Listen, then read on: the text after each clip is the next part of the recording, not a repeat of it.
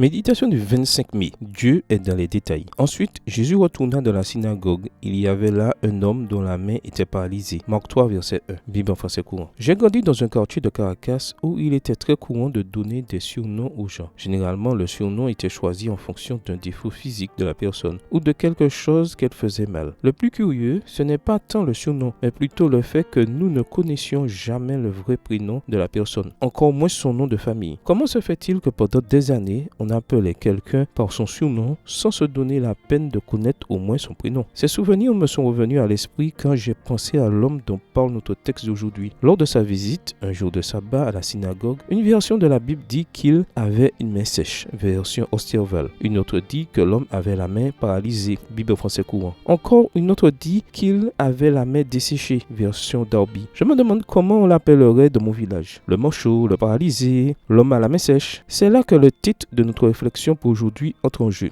Dieu est dans les détails. Ce dicton a d'ailleurs été attribué à l'écrivain français Gustave Flaubert. Dans une synagogue qui, généralement, se remplissait le sabbat, pourquoi Jésus a-t-il concentré son attention précisément sur cet homme? Nous parlons d'un temps où les paralytiques, les aveugles, les sourds devaient mendier pour survivre. Ce fait les plaçait au plus bas de l'échelle sociale. Ils subissaient la honte de devoir dépendre de la charité d'autrui pour vivre. Et le Seigneur l'avait remarqué, lui. Matthieu et Marc disent qu'il avait une main sèche. Et Luc ajoute que c'était la main droite. Luc 6, verset 6. Dieu est vraiment dans les détails. C'est le Dieu qui observe une veuve placer 2 centimes dans le tronc, tandis que les riches versent d'importantes sommes. Le même Dieu qui vit Nathanaël priant sous le figuier et Zachée monté sur un sycomore. Ce jour-là, dans la synagogue, le Seigneur demanda à l'homme à la main sèche de se lever. Puis il le guérit de son mal. Voir Marc 3, verset 3 à 5. Mais c'était le deuxième miracle de la journée. Le premier eut lieu lorsque toutes les personnes présentes, l'attention du Sauveur se fixa précisément sur lui. N'est-ce pas aussi un miracle que le Seigneur nous ait remarqué, vous et moi? Prions. Merci Jésus, car tu t'intéresses aux détails de ma vie et aussi parce que tu remarques mes petits efforts pour te plaire. Bonne journée à vous et que le Seigneur vous bénisse.